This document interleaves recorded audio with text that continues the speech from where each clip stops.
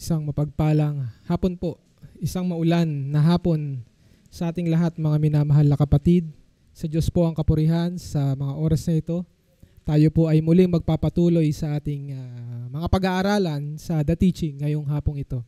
Kaya maraming salamat sa lahat ng mga kapatiran na kasama natin ngayon na nakikidalo sa live at ganoon din sa online. Ang ating mga brothers and sisters na sila kapatid na Arlene, kapatid na Kleng, si Sister Kathleen, si Sister Mary Rose na kanina naglagin na biglang lumabas, at si Sister Joanna, si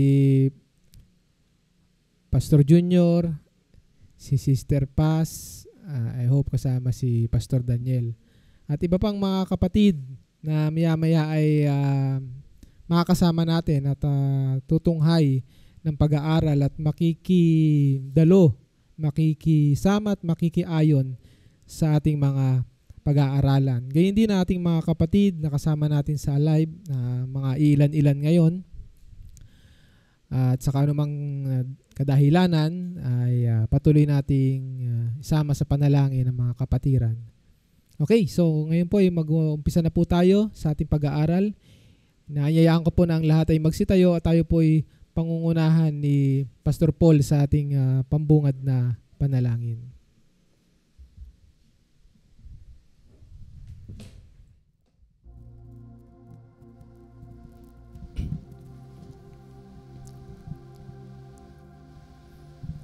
Tayo po'y manalangin.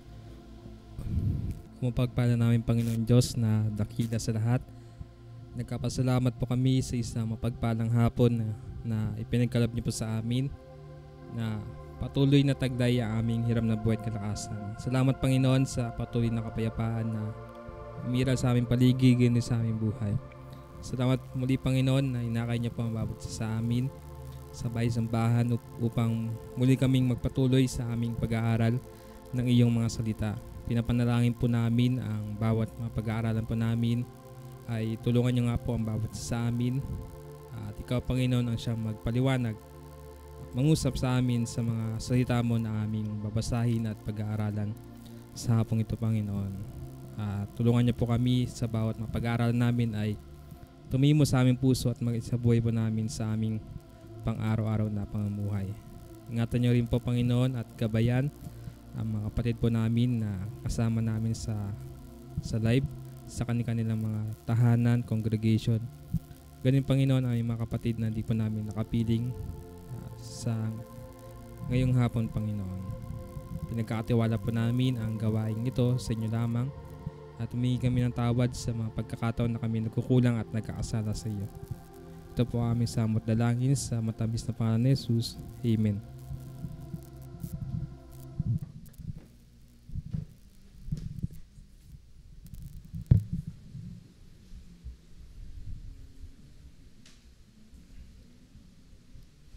Okay, so mga minamahal na kapatid, tayo po ay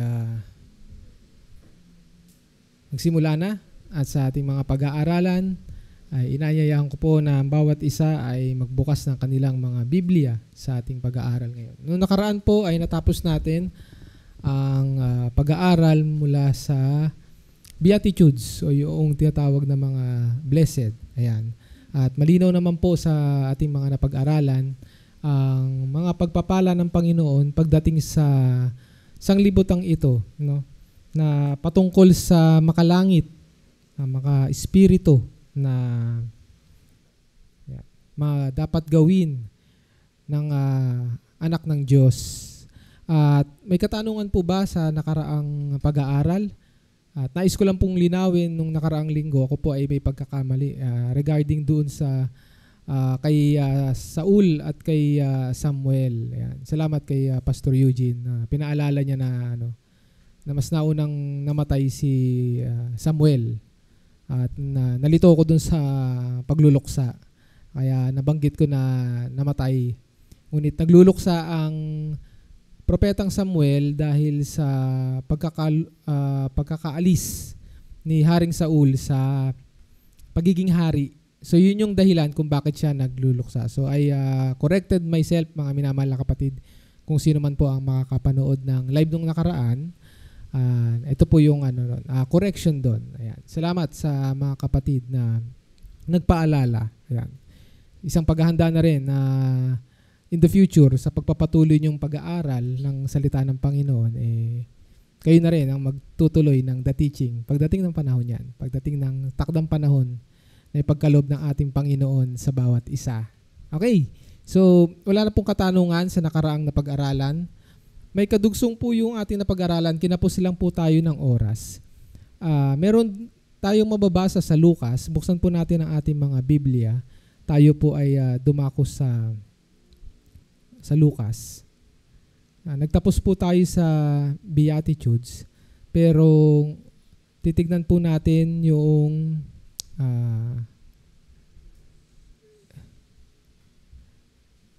yan, sa Lucas chapter 6 verse 24 hanggang 26.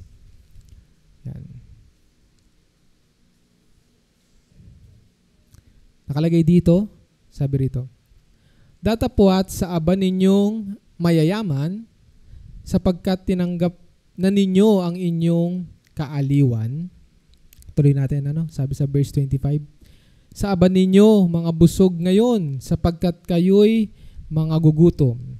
Sa aba ninyong nagsisitawa ngayon, sapagkat kayo'y magsisitaghoy at magsisitangis. Verse 26. Sa aba ninyo, pagka ang lahat ng mga tao ay mangagsalita ng magaling tungkol sa inyo, sapagkat sa gayon ding paraan ang ginawa ng kanilang mga magulang sa mga bulaang propeta. Yan. So sino nakakaalala sa inyo sa Deuteronomy about blessing and cursing? Naalala nyo ba yung sinabi ni propetang Moses na inutos ng Panginoon na ang kabuuan ng bandang huli ng Deuteronomy, kung sino ang susunod sa mga pinag-uutos na ito ay tatanggap ng mga blessing. At kung sino ang hindi, merong curse o merong sumpa. Susumpain ng Panginoon. Yan. Nasa Deuteronomy yan. Yung mga huling chapter ng Deuteronomy. At kung inyong titignan, napakahaba niyan. Ang title niyan is Blessing and Cursing. At kung ihahalin tulad natin dito, minsan nakikita lang ng tao yung beatitude, yung blessing. Pero kung itutuloy natin yan, merong tinatawag na woes ang tawag dyan o parang curse din yan. Kaya dito, yung karugtong nung binanggit ng ating Panginoong Hesukristo nung siya ay nangangaral sa Sermon on the Mount, nakalagay dito, datapwat sa aba ninyong mayayaman. So ito na naman, nandito na naman yung curse ng Panginoon, sapagkat tinanggap na ninyo ang inyong kaaliwan. Maraming gugulumihanan pa rin sa panahon na ito, na dahil daw ang Panginoong Hesukristo ay galit sa mga mayayaman. Hindi po. Kasi noong time na yon, yung mga mayayaman, wala nang ibang ginawa sa buhay nila kundi magpakayaman.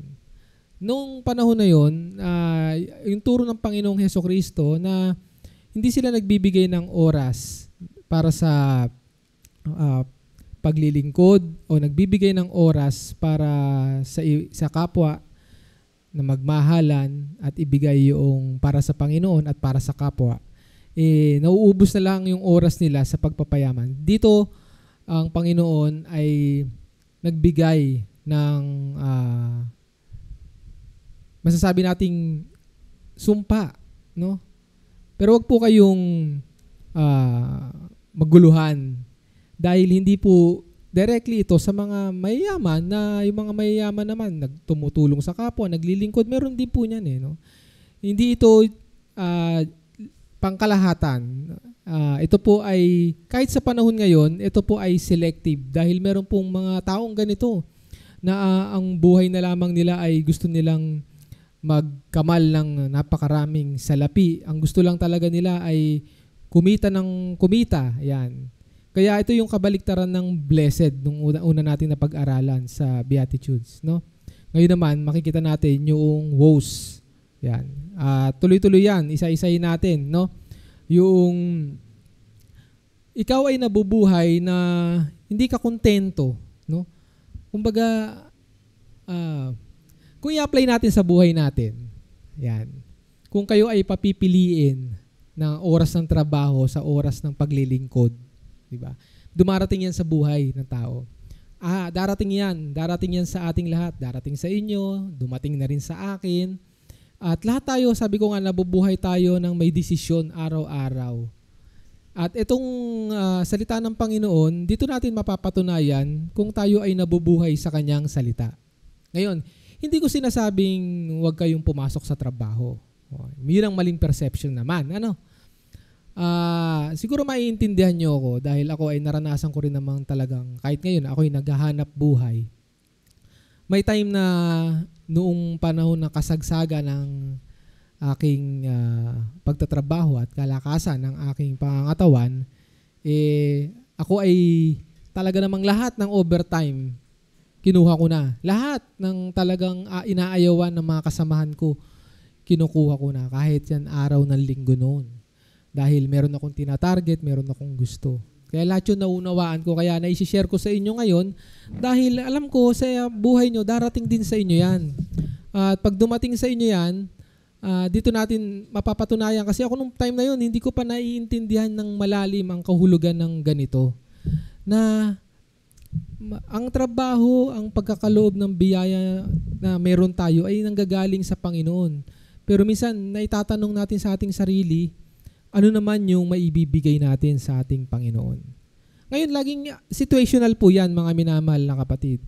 May mga time, may mga kapatiran na kailangan pumasok ng araw ng paglilingkod at kinakailangan kasi yan ay part.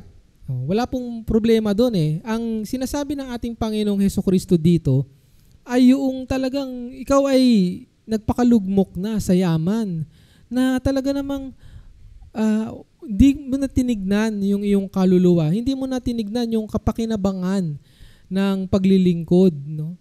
At lagi na lang ang tinitignan mo ay yung talagang sa tiyan, sa kayamanan, sa pagtatrabaho, pagpapagal. Tandaan natin, lahat po yan ay mauuwi po sa wala. Dahil kung naintindihan po natin yung Ecclesiastes, sinabi doon, wala naman tayong madadala sa langit. Wala rin tayong madadala sa impyerno na meron tayo sa mundong ito. Wala po. Wala pa po ni isa nagdala ng kahit ano pagkatapos ng buhay na ito. Iiwanan po natin ang lahat ng ito. Pero yung makontento tayo na bubuhay sa paglilingkod, yan ang ninanais. Kabaliktaran naman itong woes na ito. Basahin natin sa unang Timoteo, mga minamahal na kapatid. Chapter 6, verse 6. Unang Timoteo, 1 Timothy, chapter 6, verse 6. Pakibasa nga po ng may makakita.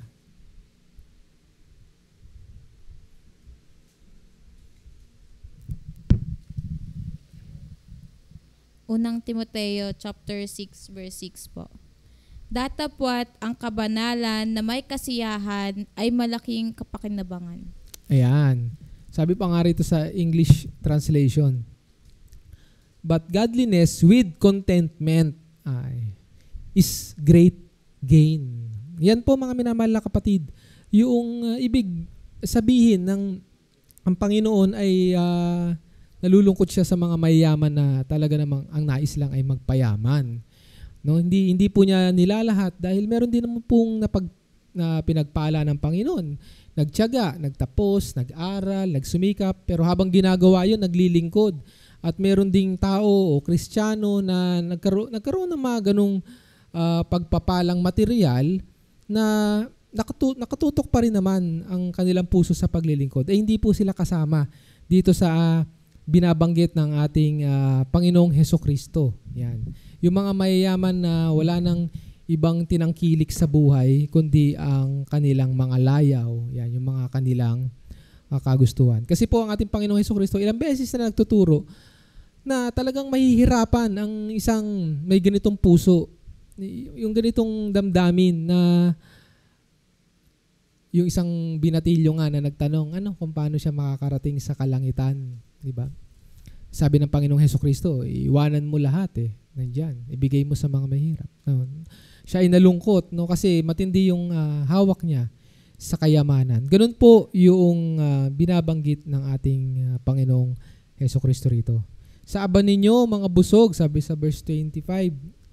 Sa mga busog ngayon, isipin nyo mga apostrophe yung ginagamit ni Jesus Christ. Very expressive yung pagkaka-record ni Apostle Lucas dito, no? Sapagkat kayo'y mga gugutom. Pagdating na yon sa end of times, no? Sa aba ninyong nagsisitawa ngayon, hindi maibig sabihin ng masaya ka, ayaw ng Panginoon, pero yung masaya silang gumagawa ng kalikuan, masaya sila na nagpapayaman at na inaalimura yung mga mahihirap. Meron talagang ganyan kahit sa panahon ngayon na merong mayaman na talaga namang ubod ng talagang kung paano pahirapan yung mga maliliit na mahihirap na mga kapwa. Huwag na tayong umalis sa Pilipinas pa lamang, mga minamahal na kapatid. Ang dami na niyan. Mga nagnenegosyo, mga may iba't ibang hawak na mga kumpanya. Yan. Minsan hindi na yan sumusunod sa batas ng Pilipinas. Hindi na nagpapasahod ng tama. No?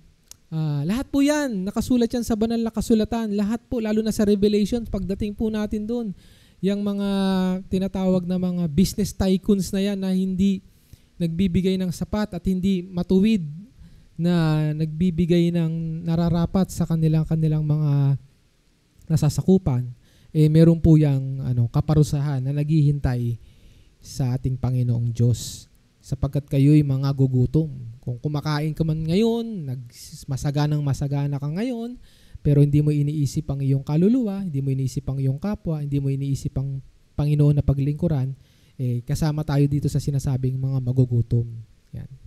At mga nagsisitawa ngayon. Sapagkat kayo'y magsisitaghoy at magsisitangis. Verse 26, sa aba ninyo, pagka ang lahat ng mga tao ay magagsalita ng magaling tungkol sa inyo. Yan, sapagkat sa gayunding paraan ang ginawa ng kanilang mga magulang sa mga bulaang propeta. Okay, maraming mga nagdusa nung panahon na yon. Maraming mga Kristiyano ang mga namatay sa pangalan ng ating Panginoong Hesukristo at sa pangalan ng ating Panginoon Diyos, mga propeta. No? Pero yung mga bulaang propeta, wala nang ibang ginawa noon kundi kontrahin yung mga tunay na mga propeta na pinili ng ating Panginoon. Ito po yung ibig sabihin niyan. At sinasabi rin ng ating Panginoong Hesukristo ito sa mga Pariseo, Saduceo na hindi naniniwala sa salita ng ating Panginoong Hesukristo. So doon po magtatapos yung karugtong nitong nakaraang linggo, itong woes. May katanungan po kayo rito. Malinaw po sa inyo to. Parang yan kung na-master natin yung Deuteronomy nun, yan lang din po yung isang kahalintulad. Kaya kung titignan natin, napaka ganda ng design ng banal na kasulatan. At lalong-lalo na totoo ang Biblia at ang istorya ng ating Panginoong Hesukristo na dito rin siya kumuha. Makikita natin ang iisang diwa ng Panginoong Diyos Ama at ang diwa ng Panginoong Diyos Anak, ang ating Panginoong Hesukristo. Dito sila nagkakapareho. Dito sila may iisa, ang kanilang kabanalan, ang kanilang divinity. Yan, pareho po sila. Okay, so tayo po dumako, kung wala na pong katanungan, tayo po dumako sa panibagong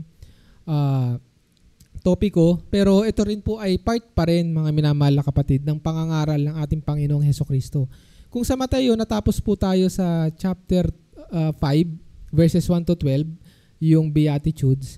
Itong woes, sa Lucas lang po natin mababasa.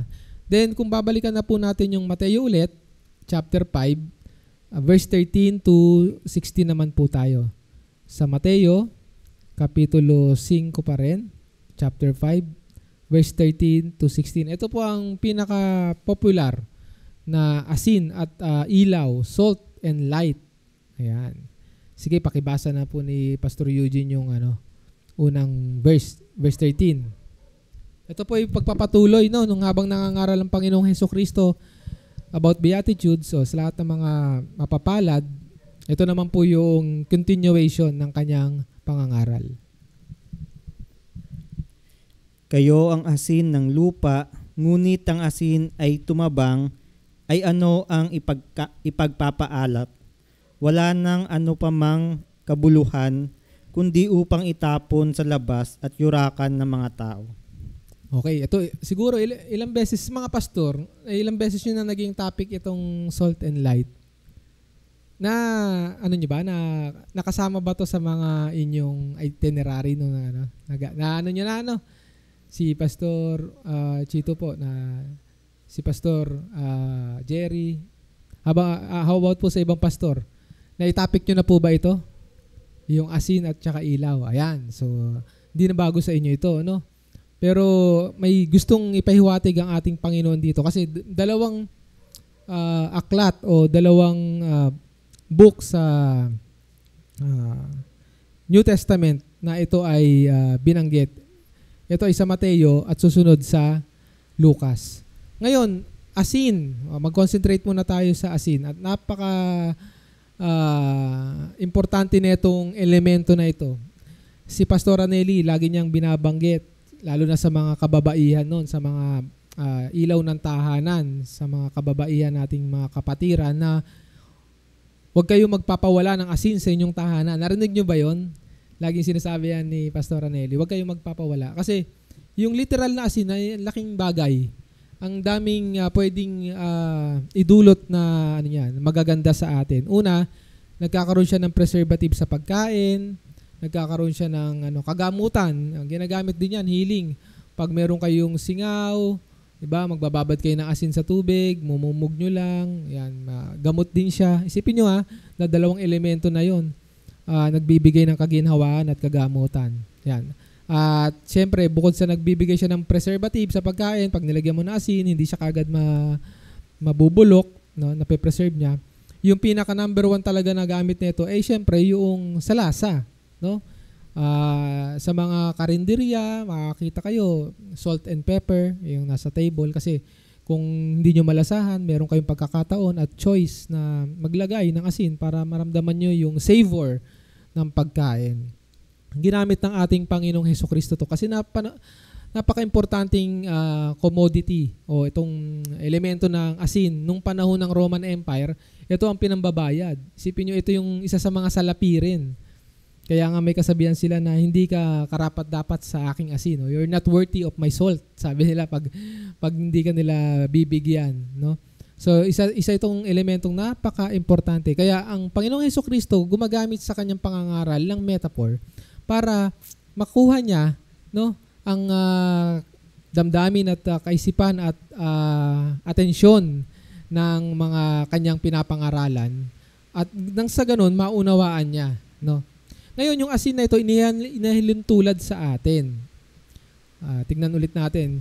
Kayo ang asin ng lupa. Ngunit kung ang asin ay tumabang, ay ano ang ipagpapaalat? Nung panahon po na yon, ang asin kasi ay nawawalan ng lasa. Kasi hindi po pure ang asin nung panahon ng ating Panginoong Hesukristo. Ngayon, pure na yung asin. Kailanman hindi mawawalan ng lasa. Kahit ba, subukan nyo, tabi kayo ng asin simula ngayon at tikman nyo after 10 years. Asin pa rin siya. Basta ilagay nyo lang sa lugar na na hindi siya magmo-moist. Ang ibig ko bang sabihin, pure kasi yung asin. Ngayon, maraming nagdedebate niyan Sabi hindi raw totoo kasi yung asin hindi nawawala ng lasa. Totoo yun sa ngayon. Yung asin natin ngayon, very pure na po yan. Hindi talaga yan nawawala ng lasa. Pero ang ibig sabihin ng ating Panginoon, nung time nilang ito, yung asin kasi is impure. Nahahaluan niya ng lupa, nahahaluan niya ng sediments ng bato, na sa katagalan, hindi nawawalan talaga ng lasa yung asin noon. So yun yung pinaka ibig sabihin ng ating Panginoong Hesukristo. Talagang meron siyang basihan kung bakit nawawala ang lasa ng asin noon. Pero hindi yun ang importante. Ang importante yung ilalagay niya yung elemento ng asin sa pagkatao natin. Na tayo ay nawawalan din ng savor o tumatabang din tayo dahil nahaluan tayo ng impurities, nahaluan tayo ng karumihan, nahaluan tayo ng ibang elemento na hindi lumalabas yung tunay na lasa o yung kapakinabangan ng asin. Yun ang pinaka-importante ng aral na ito, na wag nating hahayaan na mahaluan tayo ng ibang elemento na hindi lalabas yung tunay nating katangian bilang Kristiyano. Yun ang ibig sabihin ng ating Panginoong Hesukristo at yun yung aral na gusto niyang ipahiwatig sa atin. At alam ko, yun din yung aral na inyong ipinangaral nung inyong nabuksan at nabasa at naintindihan ang napaka-importanting kahulugan ng salt o yung asin na binabanggit ng ating Panginoong Hesukristo. Sabi rito, wala nang ano pa mang kabuluhan kundi upang itapon sa labas at yurakan ng mga tao. Yan. So ganun yun. Pag yung asin nung time na yun, wala nang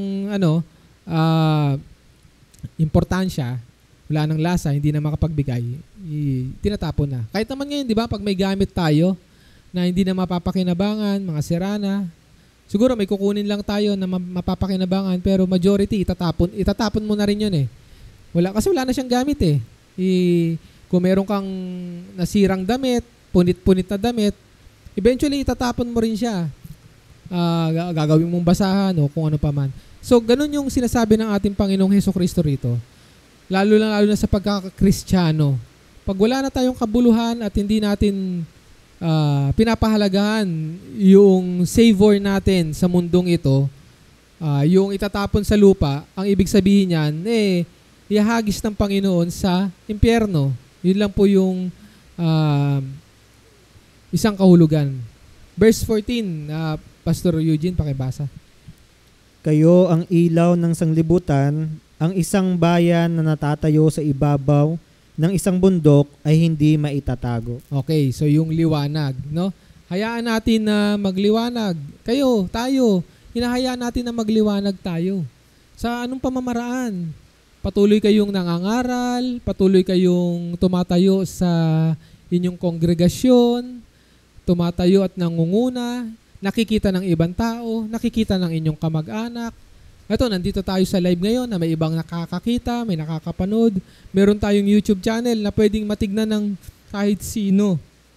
Isang way to na pinapakita natin yung ilaw natin, no? Kasi gusto ng Panginoon na mahayag yung salita niya. At gusto ng Panginoon na ihayag din natin siya ng walang kahihiyan. Ihayag natin ng totoo at walang itinatago. Kasi nung panahon ng Old Testament, merong mga sumusunod sa mga propeta. But then, sabi doon, nabanggit sa Kings yun, kung hindi ako nagkakamali, sa ikalawang hari, may isang instance doon na pagdating nila sa kanilang mga bahay, nagsasarado sila ng kanilang mga pintuan pagdating ng hapon at inilalabas nila yung kanilang mga Diyos-Diyosan at sinasamba nila. Pagkatapos noon, paglalabas na sila, doon sila makikinig sa mga propeta, doon sila. So may dalawa silang muka. Meron silang dalawang paniniwala at ayaw ng Panginoon yun. Ang gusto ng Panginoon, kung tayo ay ilaw, wag nating itatago yung ating liwanag, no?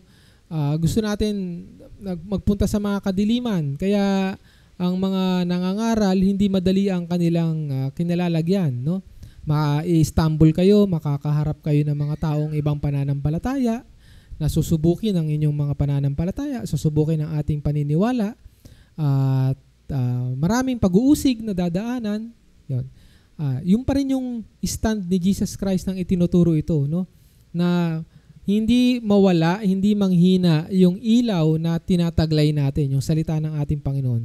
Bagkos tayo ay makita. Kahit baka napakalit ng ilaw na yan, isipin nyo yung mga lighthouse sa mga daungan. Grabe, ang lalayo niyan. Hindi naliligaw yung tawag dito, yung mga navigator sa barko pag nakita nila yung signal na yon, yung light tower na yon. So nagbibigay siya ng way para makadaong o makapunta kasi ang dilim sa karagatan. So dito makikita natin kung gaano ka-importante yung maliit na ilaw na yon na natatanaw. Kaya dito sabi, ang isang bayan na natatayo sa ibabaw ng isang bundok ay hindi maitatago. Verse 15, Pastor Eugene, pakituloy. Hindi rin nga pinaniningasan ang isang ilawan at inilalagay sa ilalim ng isang takalan, kundi sa talagang lalagyanan ng ilaw at lumiliwanag sa lahat ng nangasa bahay. Okay, so tama naman. Sino ba naman sa inyo ang naglagay nga naman ng pag-brown out, naglagay kayo ng kandila doon pa sa pinakailalim pa ng ng inyong lamesa o inyong gamit, baka masunog pa, di ba? Ang purpose niyan, kaya kayo nagbukas ng kandila sa panahon ng walang kuryente, madilim, nilalagay niyo yan sa ibabaw ng lamesa. Nilalagay niyo sa mga matataas na lugar at safe na lugar upang yung liwanag ay mapakinabangan. So ganun din ang gusto ng Panginoong Hesukristo. Gumamit siya ng metaphor ngayon ng ilaw na inihalin tulad niya sa isang Kristiyano. Sa atin, sa panahon na ito, na dapat hindi natin tinatakpan yung ating ilawan. Kumbaga huwag tayong mahihiya kahit sa mga katrabaho natin, kahit sa mga kaklase natin. Huwag tayong mahihiya na tayo ay naglilingkod sa Panginoon. Ipakita natin. Yung boss ko nga dati, sawang-sawa na yayain ako dahil alam niya pag araw ng linggo, talagang na ako. Wala na. Off na talaga ako dyan. No? Kasi yun yung isang way na maipakita natin yung ating liwanag, yung ating ilaw. Sarap sa pakiramdam, mga minamahal na kapatid, na ginagampanan mo rin yung mga nais at ginagampanan mo yung kalooban ng Panginoon. Ibang contentment ang dala noon, mga minamahal na kapatid. At ibang pakiramdam ng kaligayahan na ipagkalandakan natin na tayo ay naglilingkod sa Panginoon, na tayo ay mga Kristiyano. Okay? Next, verse 16. Lumiwanag na gayon ang inyong ilaw sa harap ng mga tao upang makita nila ang inyong mabubuting gawa at kanilang luwalhatiin ang inyong Ama na nanga sa langit. Okay, so ito yung gusto ng Panginoon. Hayaan. Pero yung iba, siyempre meron ding somewhat na pwedeng maging contradict dito. Kasi ayaw naman ng Panginoon na maging mapagmapuri sa sarili mo kaya mo ginagawa. Meron kasing ganito. Meron pong ginagamit ang salita ng Panginoon para sa kanyang sariling kapurihan. Yung ginagamit niya yung internet, ginagamit niya yung ibang platform, at ang purpose niya, dumami ang makakita, dumami ang views, kumita, dahil meron namang pera talaga dyan. Pero nawawala yung essence, yung purpose niya, na yung ilaw, yung kumbaga, yung liwanag niya ay magbigay ng kabutihan, magbigay ng kapakinabangan, kundi baliktad. Siya yung gustong magkaroon ng kapakinabangan. Yan. Kung titignan natin, merong isang verse din dito na teka lang, hanapin ko lang.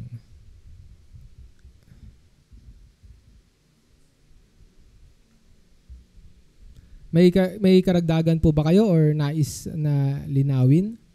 Basahin natin sa Matthew chapter 6 verse 1. Ito po yung isa sa mga binabanggit ko. Sa Mateo kapitulo 6 versikulo 1. Matthew, pakibasa na lang po nang may makakita. Matthew chapter 1. Matthew chapter 6 verse 1. Chapter 6 verse 1. Mangag-ingat kayo na huwag magsigawan ng katuwiran sa harap ng mga tao, upang kanilang makita sa ibang paraan ay wala kayong ganti ng inyong Ama na nasa langit. Sabi rito sa English version, "Take heed that ye do not your alms before men, to be seen of them, otherwise ye have no reward of your Father which is in heaven." So ito po yung binabanggit kong contradict. No? Sinasabi nila, ay, paano yan? Sinabi mag-ilaw, tapos ngayon sinasabi rito, huwag ipakita. Yun po yung binanggit ko kanina. Kasi kung may masama kang intensyon, ang gusto mo lang sa sarili mong kapakinabangan, gagawin mo yun. No? So, itong dalawang verse na to, hindi po talaga yan contradict. Pinapaliwanag lang na kung pure ang damdamin mo sa paglilingkod, hayaan mo na kusang mag-ilaw ka. Pag hindi mo kasi hayaan na magkusang mag-ilaw ka, parang dalawang muka ang yung gusto ipakita. Gusto mo sa iglesia ka lang ganyan. Pag nandun ka sa kasama mo sa trabaho, pag nandun ka sa mga kaibigan mo, nahihiya ka na ikuwento ang salita ng Panginoon, hindi ka nagniningning. Yun yung ibig sabihin nun. Ngayon, may isang istorya naman dito sa Matthew chapter 6 verse 1. Talaga namang hindi mo ikinahihiya, pero sa kapakinabangan mo naman bumabagsak. Naintindihan nyo po yun? Naintindihan nyo kung ano yung ibig sabihin ng ating Panginoong Hesukristo? Malinaw po ba? Lalo na sa ating mga junior pastor. Maliwanag po sa inyo, kapatid na Jerome. Ang lalim ng tingin mo sa akin. Naintindihan mo ba, kapatid na Jerome, yung ating pag-aaral na yung hayaang magliwanag na magpatuloy tayo, no? Na hindi tayo nahihiya. No? Pero sa isang banda, dito sa Matthew chapter 6 verse 1, ayaw ng Panginoon na maging overproud naman tayo o yung nagiging mapagpalalo na tayo, lalo na pag may alam tayo sa salita ng Panginoon. Minsan ganyan eh. Yan yung isa sa mga Kaya napakabalanse ng salita ng Panginoon. Kailangan lang natin talagang pag-aralan at kailangan nating ilugar para alam natin kung saan tayo nararapat at kung saan nais ng Panginoon tayo humantong. Okay? So maliwanag po ang ating topic. May karagdagan po ba? Si Pastor Paul, pakibigay nga po yung mikropono. Dagdag ko lang po yung sabi po sa may logo natin na Thy word is a lamp unto my feet and a light unto my path. Yung salita ng Panginoon sumisimbolo rin na ilaw. Ilaw ng sanlibutan. Ilaw din ng ating mga buhay. Kung gusto po nating magliwanag na yung ating panampalataya, ang ating ilaw, patuloy po tayo mag-dwell sa salita ng Panginoon. At yung salita niya po ay kung makikita sa ating buhay, ay na po yung nagsisilbing liwanag sa mga taong nakapaligid po sa atin. Okay, salamat. So, amen. So yan, makikita natin sa ating sa ating logo.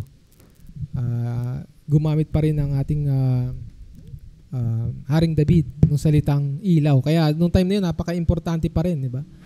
Ng ilaw. Napaka-importante po ng ilaw, mga minamahal na kapatid. Pag walang ilaw, talaga namang napakalungkot ng mga tao pag brownout, di ba? Walang not necessarily ilaw. Kuryente, syempre, yung iba. Pero kahit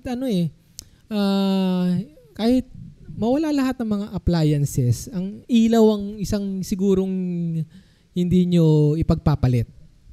Hindi nyo ipagpapalit yan. Di bali nang wala ng TV. Kung may pagpipilian kayo, mas importante yung ilaw. Ay, siguro, si kapatid Narvin, okay na po yung TV, ilaw din naman yun eh. Dadaling ko na lang yung TV. I mean, ganun ka-importante ang ilaw. Isipin nyo, pag panahon ng ganito may bagyo, di ba? Namimiss natin yung mas maliwanag na sikat ng araw. Iba yung naidudulot ng araw. Yung liwanag niya. Scientifically, nagbibigay yan talaga ng buhay sa atin. Kaya ganun din yung liwanag natin. Magbigay din ng buhay spiritual, mga minamahal na kapatid. Ngayon, punta tayo sa Lucas. Ito naman po yung kanyang counterpart. 2 verse lang po ito. Babasahin ko na. Lucas chapter 14, verse 34. Sabi rito, hanggang 35 po. Mabuti nga ang asin, datapwat kung ang asin ay tumabang, ay ano ang papaalat? Verse 35. Walang kabuluhang maging sa lupa kahit sa tapunan ng dumi. Itinatapon sa labas ang may mga pakinig upang ipakinig ay makinig. Yan. So ganun din, katulad lang din nung binanggit. Pero dito hindi natin makikita yung yung ilaw sa part ng Lucas. So dito yung asin, yung katumbas dun sa Lucas. Ngayon yung ilaw, tanging sa Mateo lang din natin siya makikita. Pero anyway, ang daming aral pagdating sa ilaw. Hindi lamang sa Mateo. Ang daming aral pagdating sa liwanag. Dahil ang ating Panginoong Hesukristo ay liwanag. Nung panahon na yun ay nandito siya, liwanag siya. Hanggang sa darating ng katapusan ng sandaigdig, hanggang doon sa kalangitan, hanggang doon sa ihanda ng Panginoon na lugar, ang ating Panginoong Hesukristo ang siyang magsisilbing liwanag. Mawawala ang araw pero yung liwanag ng ating Panginoong Hesukristo is enough na magbigay na liwanag. Ngayon, paano yun? Yung iba magtataka. Hayaan natin yung pananampalataya natin ang gumana. Yung iba magtataka, paano yan? Pag walang araw, parang imposible. Kasi nakita nila kung paano yung liwanag ng araw ay gumagana. Well, ako naniniwala na mawala ang araw pero ang ating Panginoong Hesukristo ay nandyan at ang salita niya, yan ay talagang totoong liwanag. Okay, so doon po magtatapos yung isang part natin, salt and light of the earth. Tayo po yun, mga minamahal na kapatid. Plain and simple. Ang salita ng Panginoon ng liwanag, tayo ay liwanag na magdadala ng salita ng Panginoon. Tayo rin ay asin, tayo ay magpe-preserve. Ang dami natin ipe-preserve. Ipe-preserve natin yung magandang ugali natin, na kanais-nais ng Panginoon. Ipe-preserve na natin yung paglilingkod natin sa ating Panginoon. Ipe-preserve din natin yung ating pananampalataya and so on and so forth. Ang dami. marami kayong pwedeng ilagay sa pag-aaral na ito upang mas lalong maintindihan ng ating mga kapatid. Okay? So isa ito sa mga topical din. Textual, pag gusto nyo pang mas palalimin, katulad ng ating ginagawang pag-aaral ngayon. Okay? So, mas maganda ito talaga sa topical. Lalo na pag ang mga mangangaral ay kakausap kayo ng bagong nananampalataya.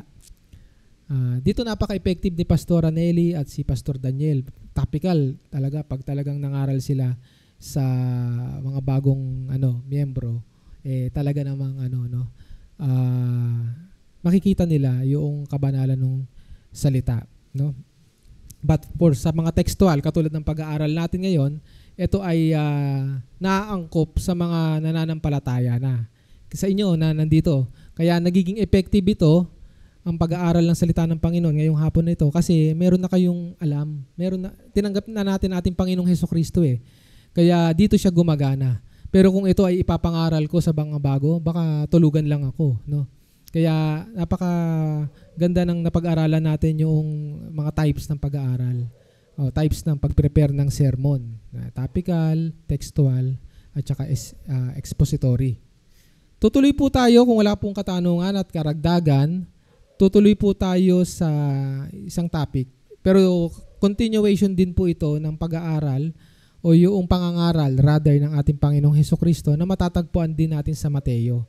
Chapter 5, nagtapos tayo sa Salt of the Earth sa verse 16 ng chapter 5. Tutungo tayo sa verse 17 hanggang 30. Ito yung napakaganda kasi ito ay teachings. Itong title ng ating programang The Teaching, ito na po yun, yung pangangaral ng ating Panginoong Hesukristo. Naalala niyo po ba, nasabi ko, ang title nito ay natagpuan natin sa Ecclesiastes kasi yun ay pangangaral, no?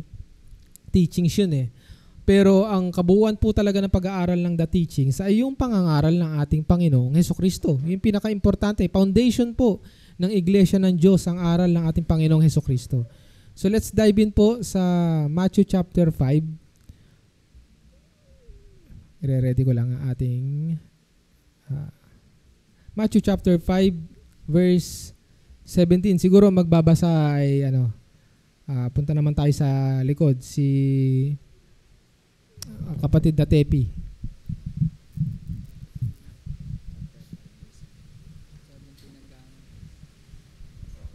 Verse 17. Huwag ninyong isiping ako'y naparito upang sirain ang kautusan o ang mga propeta. Ako'y naparito hindi upang sirain, kundi upang ganapin. Okay, so upang ganapin. Parang nabitin yata si kapatid na Tepi. Parang gusto pa niyang basahin. Mamaya, basahin mo yung 18. Ngayon, huwag ninyong isiping ako'y naparito. Nangangaral ang ating Panginoong Hesukristo. Continuation ito, no? Tuloy-tuloy siyang nagsasalita. Ito yung pinaka-importante. Na naparito ang ating Panginoong Hesukristo upang ganapin. Wala siyang sisirain, pero meron siyang babaguhin. Totoo yan, pero ang una niyang gagawin, gaganapin muna niya kung ano yung nasa Torah. Gaganapin niya ng ating Panginoong Hesukristo. Then later on, may babaguhin siya para sa panahon na yon at sa panahon din natin, nakautusan. No?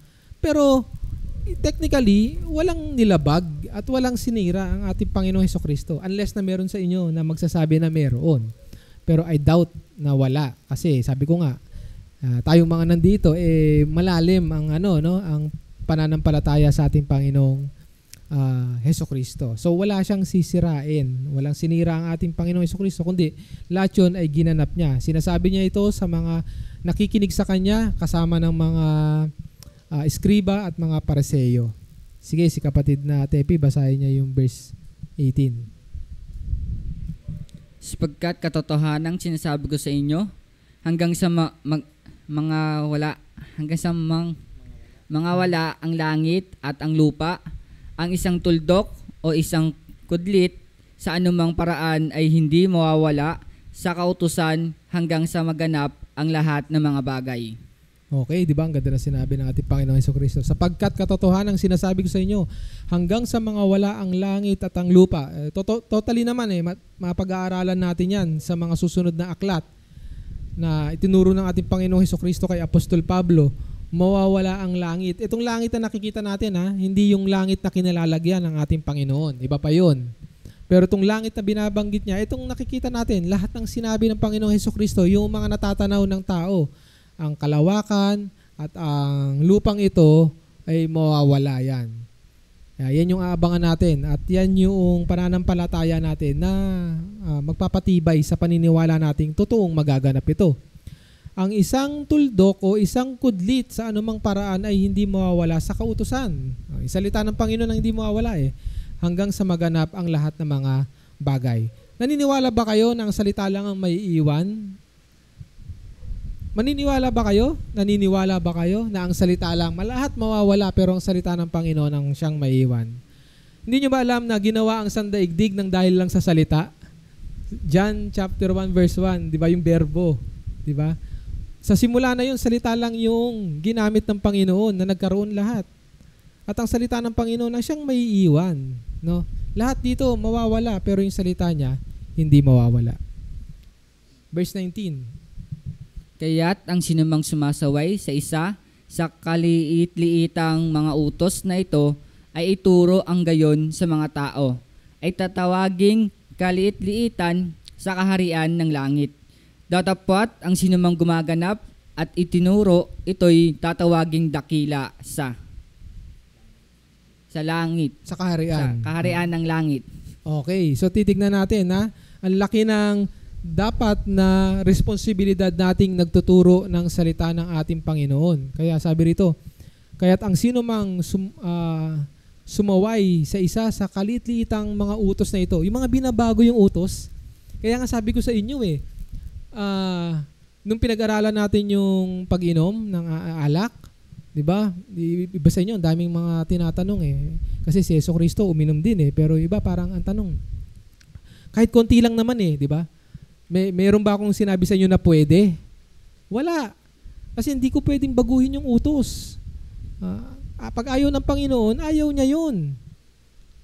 Ngayon, maraming tao na pwede nilang baguhin. May iba-ibang iglesia na binabago nila yung kautusan. Ina-adjust nila para maging katanggap-tanggap. No?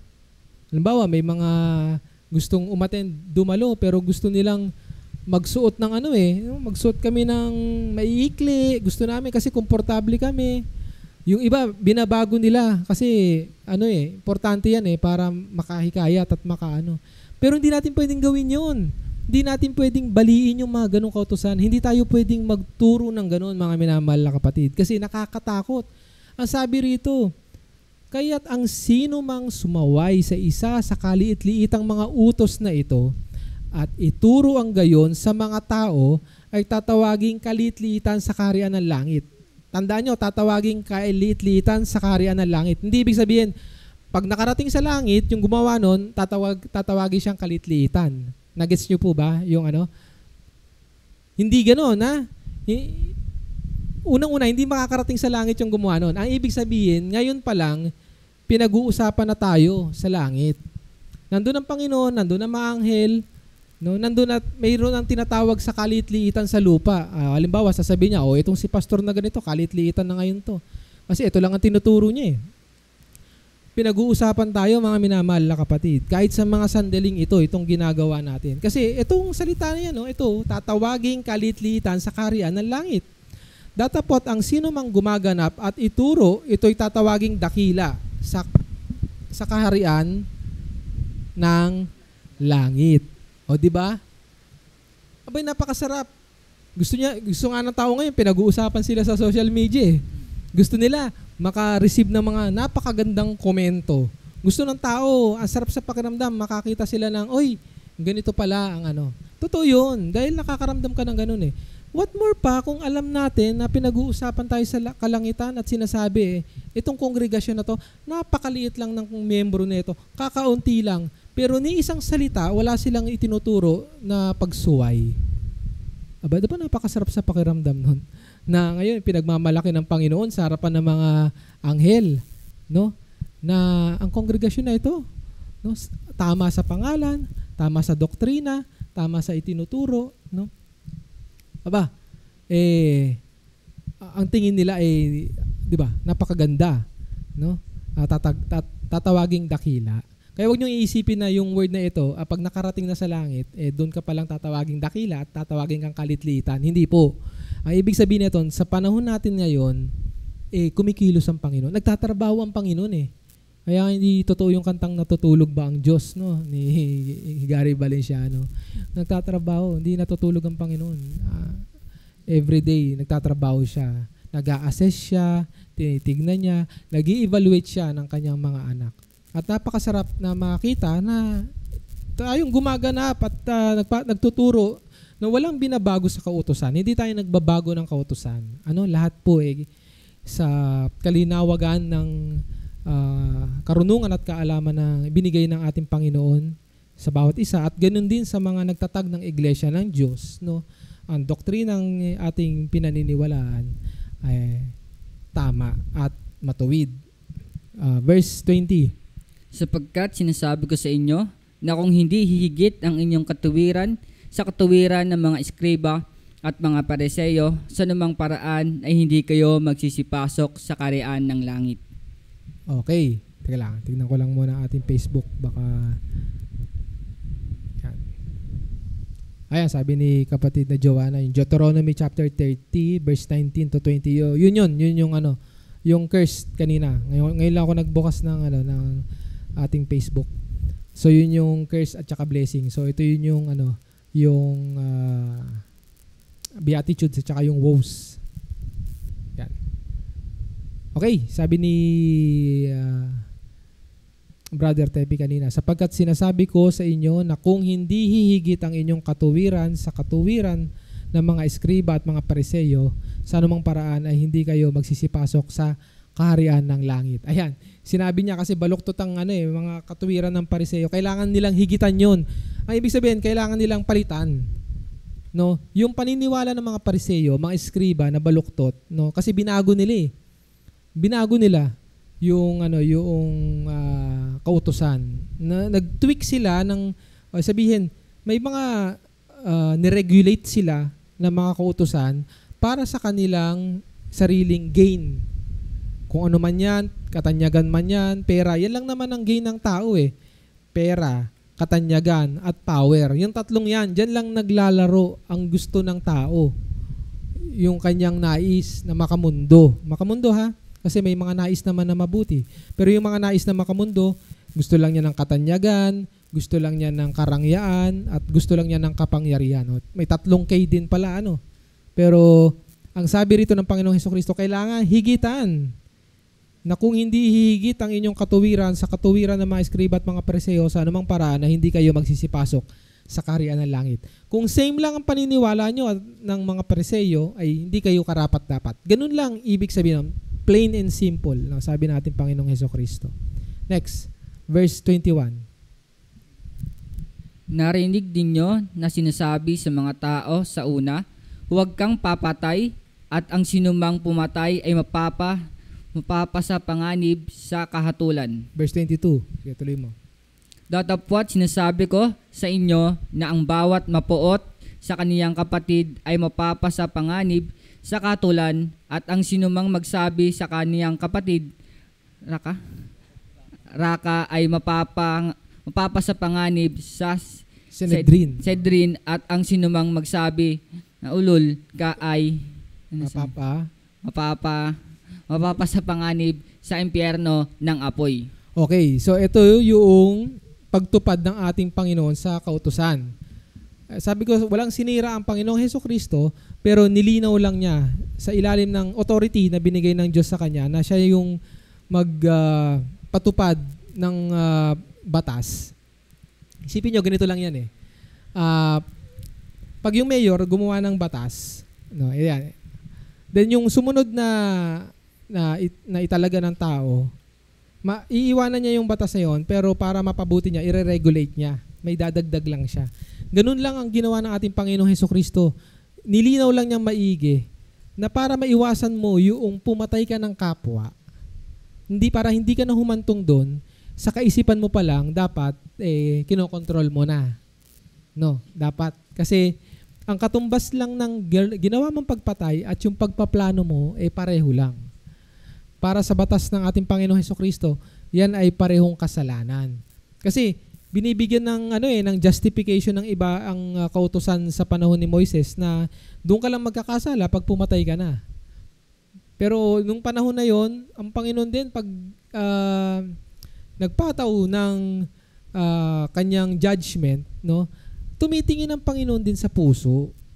Kaya nga yung paraon sa dami ng kasalanan niyang ginagawa, ang Panginoong Diyos Ama, nakatingin siya sa puso nung paraon na pinamatigas niya. Kaya ganun yon mga minamahal na kapatid. It's the same. Mali lang kasi yung paniniwala at pagkakaintindi ng mga Pariseo na kailangan pumatay ka muna bago ka magkasala. Pero sabi ng Hesukristo, hindi. No? Kung sa isip mo pa lang, nagpaplano ka na ng masama, kahit hindi pa mismo yung pagpatay, isipin nyo, ganun yung katumbas nun. Kaya sa isipan pa lang natin, mga minamahal na kapatid, dapat wag tayo mag-isip ng masama sa kapwa. No? Yung parang, kahit yung mga simple, ipapanalangin mo siyang magkasakit, ipapanalangin mo siya, kahit ba gaano ang kasama ang ginawa sa'yo, hindi tayo dapat maging ganun. At ayaw ng Panginoon yun. Ayaw niya. Na sana maghirap ang pamilya nila. Yung mga tipong ganun, wag, mga minamahal na kapatid. Kahit ba dumanas tayo ng persecution sa mga taong ito, dito natin dapat lakasan yung loob natin at patunayan na ipanalangin pa rin natin sila ng may mabuti. Kasi yun ang nais ng Panginoon. Napakabuti ng kautusan ng Panginoon Kaya wala siyang sinira. No? Totoo pa rin niya. At later on may mababasa tayo, may kailangan siyang baguhin. At ito yung mga idinagdag. Wala nga siya namang binago may dinagdag siya. Na sa kaisipan pa lang natin, dapat, no, hindi na tayo gumagawa. Sa korte nga ngayon di ba? Kahit hindi ikaw yung pumatay, pero ikaw yung mastermind, kasama ka pa rin. Doon nila kinuha rin yan yung ganitong idea para maging patas ang judgment. Kahit hindi ikaw yung kung patalim man yan, kung baril man yan, kung hindi ikaw ang nag-pull the trigger, pero ikaw yung buong nagplano para maisakatuparan yung masamang pangyayari na yan, ganun din, hahatulan ka rin. What more pa, yung hatol ng Panginoon, mas nakakatakot ito. No? Ang sabi rito, yung raka mapapasa panganib sa Sanhedrin. Sanhedrin is yung courtroom po yan. Yan ay korte nung panahon ng Roman Empire. Marami tayong mababasa dyan. May si Jose na kumuha sa bangkay ng ating Panginoong Hesukristo ay nagtatrabaho siya sa Sanhedrin. Pag-aralan natin yung kamatayan ni Jesus Christ sa mga darating na panahon. Mayroong mga nananampalataya na nagtatrabaho sa korte. Yan. At ang sino man magsabi, ulol ka. Yan, alam niyo maraming ganito. Kahit pabiro, mapapasa panganib sa impyerno ng apoy. At not necessarily yung word na ulol. Minsan kasi bago mo maisabihin yung salitang ulol, nasa isip mo pa lang, mabigat na Kaya what comes in our mouth, nandito rin sa kaisipan at sa puso natin. Si Pastor Anelli, naalala ko, wag kayong magsasalita. Tinuturo sa amin yung salita na yan, wag. Pero hindi lang yun yung salita na to ang gustong ituro ng ating Panginoon. Even yung katumbas nito. Kahit ngayon yung mga pagmumura, yan, mga salitang PI, katumbas din nito yan Yun din yun. No? Wag tayo maging selective kasi ito lang yun. Kaya ang turo ng Panginoon, syempre, nagbigay lang siya ng example na later on, makikita natin na ang kahulugan, hindi lang itong word na to, kundi yung kasamaan na binabanggit ng mga tao ngayon, kahit bata nga ngayon very terrible na sitwasyon. Ang daming mga bata ngayon na diyan naglalakad lang mga ilang taon, mga 7, 8 talaga namang kung makapagsalita Kaya panatilihin pa rin natin, magpatuloy pa rin tayo magturo ng mga kabataan, magturo ng mga bata. Yan. I-alis natin sila sa mga ganito. Hindi nila alam yung kanilang binibigkas. Natutuwa lang sila kasi dahil nakikita nilang may mga matatanda na nagsasalita ng mga ganyang mga bad words na yan at na kanilang natututunan. Which is napakasama pag wala tayong ginawa. Kaya nagpapasalamat din ako siyempre dahil may mga miyembro tayo sa Iglesia ng Diyos na nagpapatuloy na magturo ng mga bata. Yan. Okay? Tuloy natin verse 23 pala. Yan. Kaya't kung inahandog mo ang inyong hain sa dambana at dooy maaalala mo na ang iyong kapatid ay mayroong anumang laban sa iyo. Ayan. So ito yung mas maigi pa na huwag ka nang dumalo ng pananamba kung masama lang ang loob mo. Hindi, totoo yun. Kahit si Pastor Anelli, naalala ko, sinasabi niya na huwag ka na lang nung kami ni kapatid na Arnel, nag-away nun eh. Sabi niya, wag na lang kayong umattend ng pananamba kung ganyan ang pag-uugali nyo. Talagang yun. Totoo yun kasi dito niya pinag-akunan. Kasi mawawala ng saysay. Yung panahon ng ating Panginoon Jesucristo, yung inagahandog sila sa dambana, wala, ginagawa na lang nila yon kasi yun na yung muscle memory. Yun na yun. Muscle memory na lang pero hindi memory ng heart, hindi memory ng mind sa paglilingkod. Sige, ituloy mo kapatid na Tepi yung 24. Iwan mo roon sa harap ng dambana ang hain mo at yumaon ka sa iyong lakad. Makipagkasundo ka muna sa iyong kapatid at kung magkagayoy ay magbalik ka at ihandog mo ang iyong hain. Okay, so yun yung at least na memory na naalala ko na nagkaayos kami ni kapatid na Arnel noon. Very college times pa yun. I mean, anong year yun? Hindi ko na ata maalala dahil talagang kinalimutan ko. Nag-away kami for some reason na masakit na sa salitaan, pisikalan ng konti. Then si Pastor Anelli, pinagkaayos kami. At kasi nga pinaliwanag niya tong salita na to. At simula noon, ilang taon na at awa na Diyos hanggang ngayon, wala nang ganun. Kasi napakaganda na maintindihan natin na hindi tayo karapat-dapat. Kaya kung kayo may tanim ng sama na loob sa mga kapatid nyo, wala maging epekto ang paglilingkod. Tandaan po natin yan, mawawala ng halaga.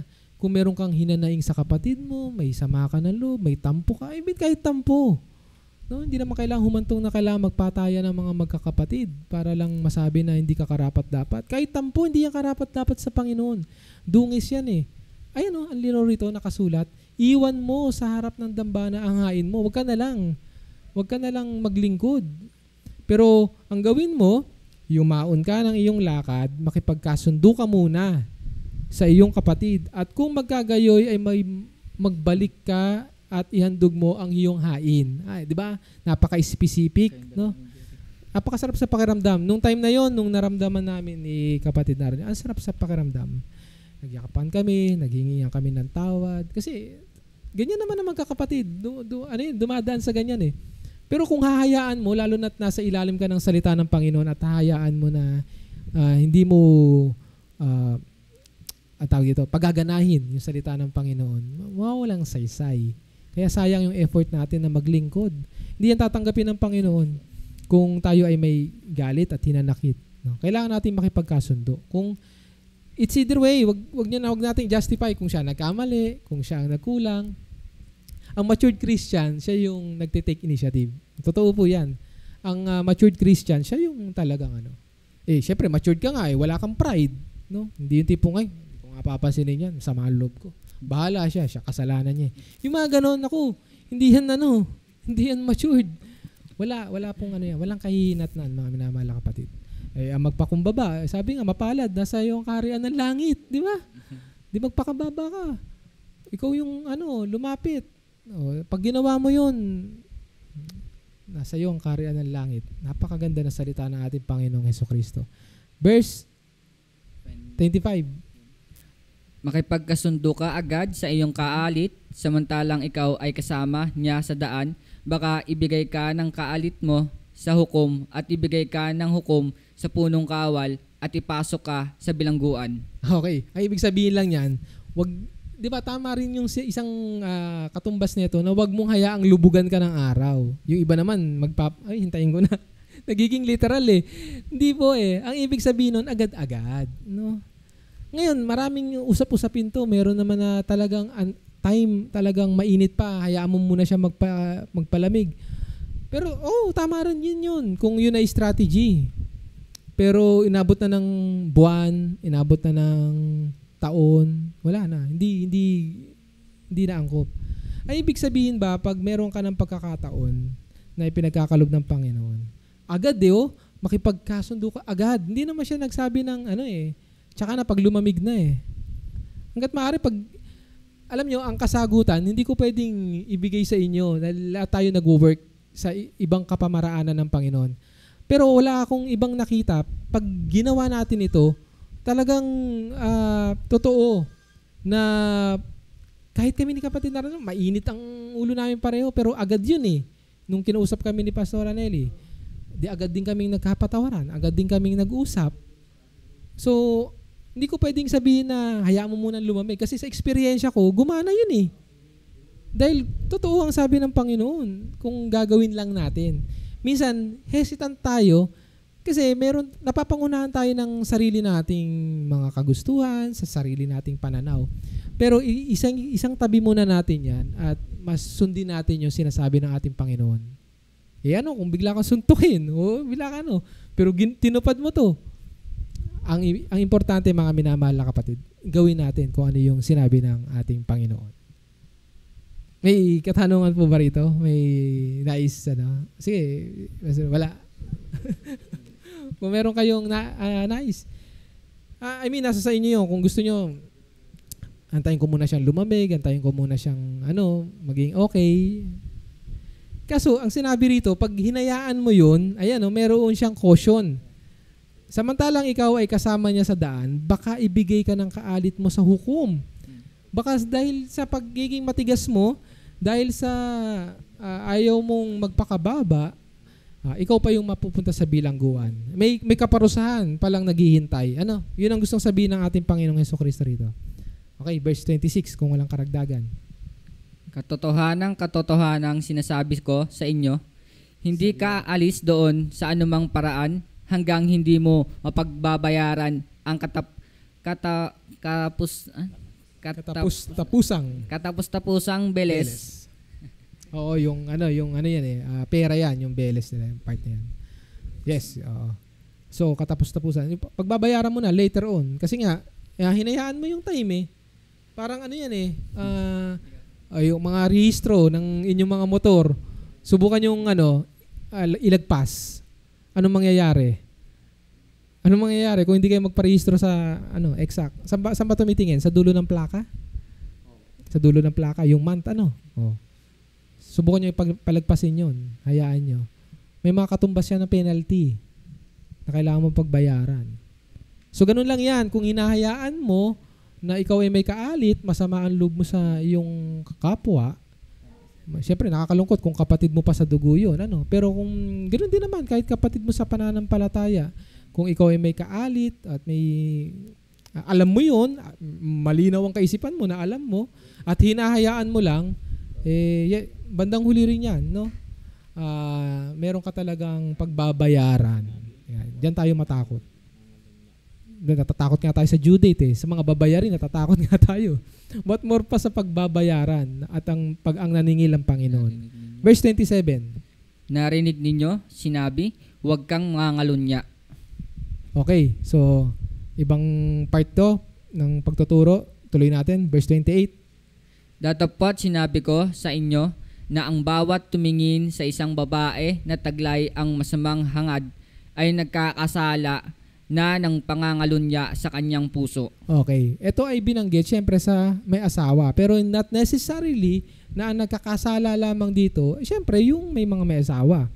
Dahil yung turo na ito is very general na lahat ng nasa isip at nasa puso mo, may asawa ka man o wala. May girlfriend ka man ngayon, pero ngayon bigla kang titingin sa Facebook, may makikita ka o may dumaan dyan, then nasa isip mo na yung pagnanasa, masamang hangad, yung katumbas niya, nung pangangalo niya, nung time na yun, binabato Yung kasalanan na yun, ganun din ang, tawag dito, yung weight, yung gravity. Parang katulad lang siya nung kanina, yung nagpaplano ka ng masama sa kapwa. Parang pagpatay at pagpaplano ng masama sa kapwa, same lang yan. Yung pangangalo niya na physical at yung nag-iisip ka pa lang, pareho lang din ng gravity. Okay? Next, verse 29. At kung ang kanang mong mata ay nakapagpatisod sa iyo, ay dukutin mo at iyong itapon. Sapagkat may mapapakinabangan ka pa na mawala ang isang mga sangkap ng inyong katawan at huwag ang buong katawan mo Ay, ay mabulit sa impyerno. okay. So, naintindihan nyo ba ito? Ito, matindi ito. Alam nyo, sa Saudi, ito ang ginawa nilang batas. Literal. Literal na batas to. Pag nagnakaw ka, putol ka. Nang rape ka, putol ka. Oh. Pag babae ng rape, di ko alam kung paano puputulin. Pero, meron din kaparusahan pagdating sa part ng physical na katawan. Meron din yan. Ganyan ang kabigat. Ganyan nila inihalin tulad, mga minamahal na kapatid. Ang kautusan na ito, itong mga nasa Middle East. Ganyan nila. Pero alam nyo, ang Panginoong Hesukristo nagbibigay ng way out. Ibig sabihin yan, way out yan eh. Kailangan mong tapusin. Kung kinakailangan, yun ang sinasabi niya eh, tanggalin mo isang mata mo. Kaysa naman, di ba, mapakinabangan, at least, di ba? May pagkakataon ka pa sa ibang pamamaraan. Nabigyan ko to ng halimbawa, nung nabigyan tayo ng pagkakataong magsalita sa pulpito. Sa kapanahunan natin, ulitin ko na lang kung inyo naalala. Katulad ngayon, si kapatid na Junel, pinag-usapan namin yung salitang pornografiya. Kasi mga tao, mga kabataan, kahit sino, nahuhumaling sa pornography. Yan. Ngayon, nabanggit ko kay kapatid na Junel doon, pag yung mga ganyang kasalanan, kailangan mo bandukutin yung mata mo? Di ba? Pero ang gusto ng Panginoon, kung ginawa mo, tanggalin mo yung account mo. Tanggalin mo yung mga bagay na magpapalitaw sa iyo at magpapaka-addict dyan. Yun din yung katumbas nun. Kung sa tingin mo, yung Facebook hindi nakakatulong sa iyo, mag-delete ka na account. Ganyan yun, mga minamahal na kapatid. Yun yung gusto ng Panginoon. Ayaw naman ng Panginoon na siyempre, saktan mo yung sarili mo eh. Pero ang gusto ng Panginoon, gumawa ka ng paraan. Binigyan ka niya ng clue kung paano mapatay yun. Kung paano maitigil yun. Kasi, at some point, meron solusyon. Marami na akong nakausap, mga nag-addict sa paninigarilyo, sa pag-inom. Nagawa ng paraan. Maraming pinutol. Na hindi na kailangan tanggalin. Yung mata, tanggalin yung mga bagay ng makasalanan. Pero tinanggal yung ugat na yun. Yun ang gustong sabihin ng ating Panginoon dito. Tapos sa Saudi, ginawa nila ng very effective din to. Wala nang magnanakaw sa Saudi ngayon eh. Kahit sinasabi ng iba, mayaman naman. Hindi, as in talagang natatakot. Siyempre, meron tayong human rights sa panahon ngayon. Yan yung hindi yan applicable sa Pilipinas. Kasi napakahabang usapin yan. Human rights yan. Mga tatanggalin, mga Pero at least malinaw sa atin, mga minamahal na kapatid, hanggang saan mo kayang gawin ang isang bagay na mawawala para lang sumunod sa ating Panginoon. Yung pa rin yung question na maglilinger sa atin. Uuwi tayong lahat na taglay yan. Ano ang way? Ako, ang ginawa ko para hindi na ako makakita ng mga kung ano ng mga post, lalo na may mga kapatid na nagpo-post, tinanggal ko yun. May option sa Facebook di ba? Na wag mo na, hindi mo siya makikita kung ano man yung ipopost niya. Tinanggal ko yung part na yun. Kasi makikita ko lang eh. Magkakasala ka lang eh. Makakakita ka ng ganun. So I cut it down. Pwede akong may ganung option. Pwede mo i-report. Ang dami. Kasi yung mga ganyang bagay, yan yung sa panahon natin na dapat na naayos natin. Kahit sa iglesia, naayos natin. Kasi may mga kapatiran na kahit minsan nabautismuhan na kung ano-ano mga pinopost sa Facebook. Kung ano-ano mga sinishare. Makakita lang ng ganito, isi-share. Makakita ng ganyan, isi-share. Na hindi nag-iisip. No? Ayan. Nakakatisod eh. So yun ang isa sa mga ibang way. Buti may mga ganong option. Pero ay ibig bang sabihin, mga minamahal na kapatid, wag tayong walang gagawin. Kasi ang Panginoon, nagbibigay siya ng way out.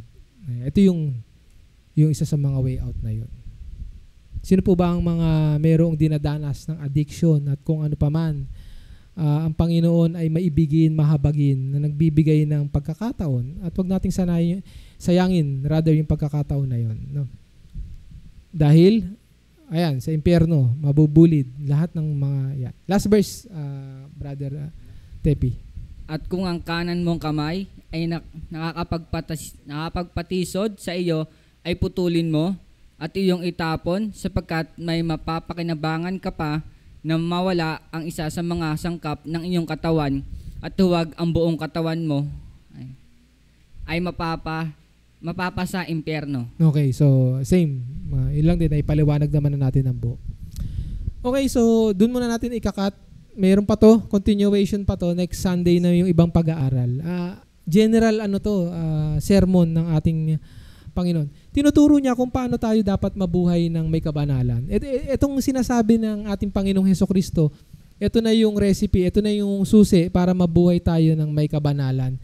Mabuhay tayo na may kasiyahan, mabuhay tayo na may pagpapala at yung blessing na binabanggit ng ating Panginoon. So, di ba napakaganda, napakasarap ng aral ng ating Panginoong Hesukristo. Hindi man natin siya narinig na sinabi niya ito ng kanyang mismong boses at salita. Pero the moment na binabasa natin at iniintindi natin, totoo na sinabi ng Panginoon na mapapalad tayo, na hindi nakakakita sa Kanya, pero naniniwala tayo sa mga Kanyang salita. Kasi sinong tao ang mag-iisip ng mga ganito? Walang iba kundi galing sa Diyos. Diba? Sinong tao mag-iisip na pag binato ka ng bato, batuhin mo ng tinapay? Sino? Baka pag ang tao nag-isip, gantihan mo. Yung pa yung sasabihin. Very pure. Galing sa Panginoon ang mga aral na ito. Kaya napakasarap damahin yung mga panahon na nagtuturo ang Panginoong Hesukristo sa Mount.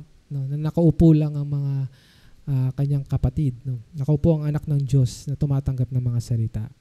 Tayo'y tumanggap ng salita ngayon na isang pagpapala. I hope malinaw po. Meron po ba sa inyo na medyo may katanungan or katanungan talaga na nais liwanagin? O malinaw po ba sa inyo lahat? Ay, sige po. Si Brother Heron, pakibigay po. Saglit lang po. Sige po. Makasalanan. Tungkol ba sa pagpatay sa kapwa na makasalanan? Pero ang iniisip ko, tulad yung mga sundalo, nakakapatay sila ng kapwa. Ano kaya ibig sabihin sila ba ay hindi nagkakasala dahil kumukaaway lang? Ang sasabihin ko po, hindi sila nagkakasala kung ginagawa nila yung kanilang mandato, yung trabaho. May mga batas pong nakapaloob dyan Kung sila ay nasa ilalim ng panganib, pwede lang proteksyonan ng kanilang sarili, proteksyonan ng kanilang nasasakupan. Mandato po yan, lalo na sa terorismo. Kung napatay nila yung may hawak ng bomba, may napatay sila na lahat po yan, kung yan ay ginawa, kung yan ang ipepresent yung sitwasyon sa akin, ang sasabihin ko po, hindi siya nagkakasala. Ngayon, kung ipepresent yung sitwasyon sa akin, wala naman siyang ginawa. Katulad ngayon, yung mga nababalita, hindi naman lumalaban, binaril, no? Ayun po yung nasa ilalim ng kasalanan ng pagpatay. Pero actually, bandang huli po yan, sa katapos-tapusan ng sandaigdig na to, sa paghuhukom, dyan po lahat lilitaw yan. Pero kung ang tinatanong niyo po, kapatid na Heron, yung ganung situational, halimbawa, alam nyo, mabigat pa nga yan may istorya sa Afghanistan. Afghanistan. May bata ginagamit nilang maging terorista, bata. Mayroon 14 years old, nagulat yung isang militar. Pag nakita niya 14 years old, hindi niya nga nabaril pero siya yung binaril. Kasi nagulat siya kasi ang bata, talaga bata nito. Yung mga ganung katanungan, ganung sitwasyon, yan po apakahirap. Ang masasagot ko lang yan, sa ilalim din siyempre ng kautusan at batas ng mga militar. Kasi sila ay may authority. Kahit sa panahon ng ating Panginoong Diyos sa Old Testament, sinabi ng Panginoong Diyos, patayin nyo to. Talagang lupigin nyo yan diretso Hindi naman po sila nagkasala. Kasi nga, nasa ilalim sila ng kautusan. Ngayon, yung gumawa nito, na kung sasabihin nyo sa akin at yun yung maipepresenta nyo, doon ko lang titignan naman sa mga sitwasyon, ginawa niya yon dahil sa proteksyon at lahat, wala siya nilabag, hindi po siya nagkakasala. Pero kung sa damdamin niya, gusto niya maghigante, pumatay siya, at wala dun sa ilalim ng kautusan ng pagiging sundalo niya o pagiging pulis niya, haharap na po siya sa Panginoon sa judgment. Ganun po yun. Po, salamat din po sa katanungan. Sige po, Pastor Chito.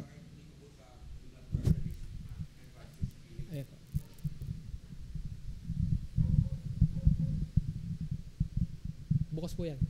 Yung pagkakaintindi ko po sa do not, you shall not murder, yung unrighteous killing po, yung walang kadahilanan, yung gusto Yes mo po, lang tama po yun. matay. Opo. Pero yung pagdepensa sa sarili, yung Opo. ibig sabihin na kaparaanan na kinakailangan talaga, hindi mo masabing murder ito o pagpatay ito Ganun Opo, tama po yun. Kaya nga yung isang sundalo nun sa kanya true to life, nung nabaril siya nung bata, nabuhay naman siya.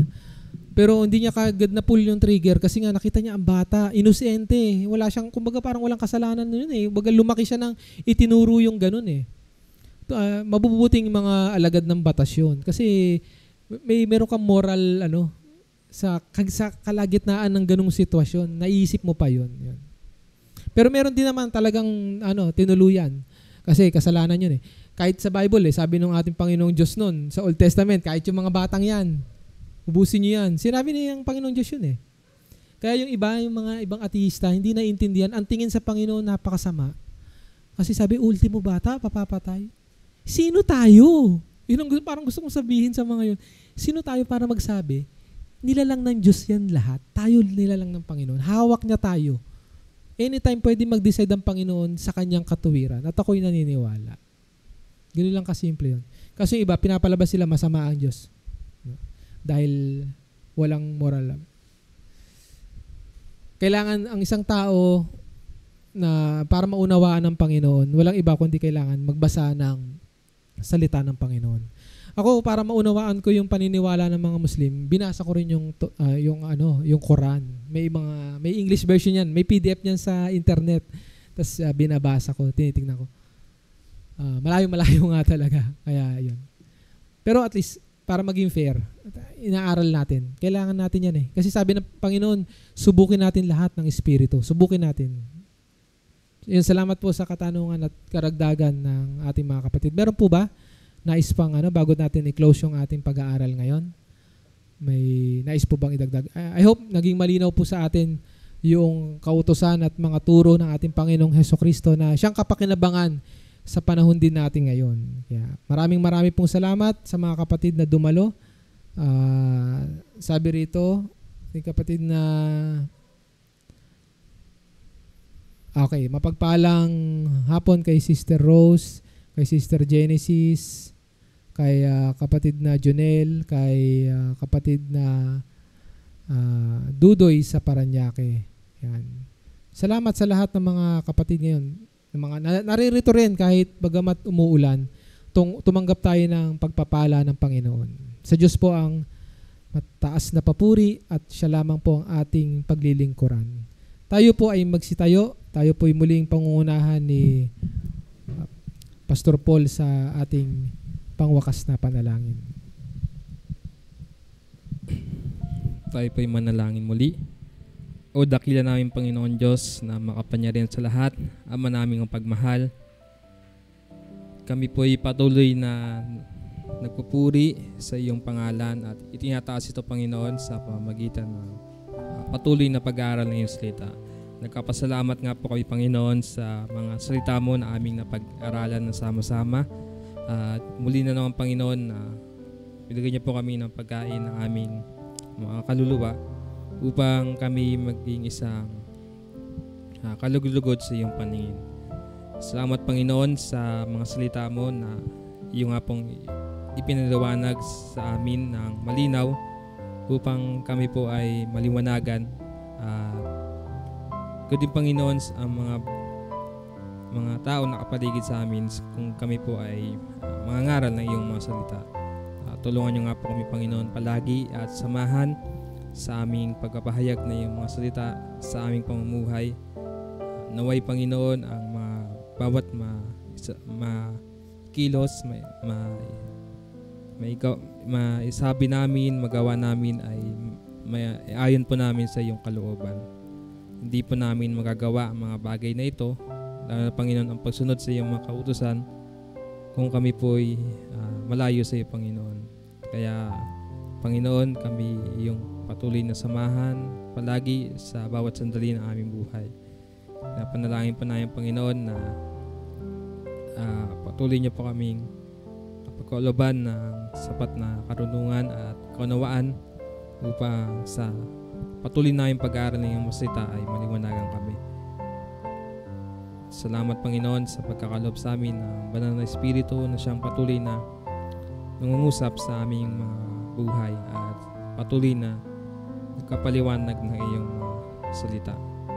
Sa maghapong ito Panginoon, sa mga natitira po namin mga gawain, ikaw ang patuloy na sumama sa amin at siyang manguna.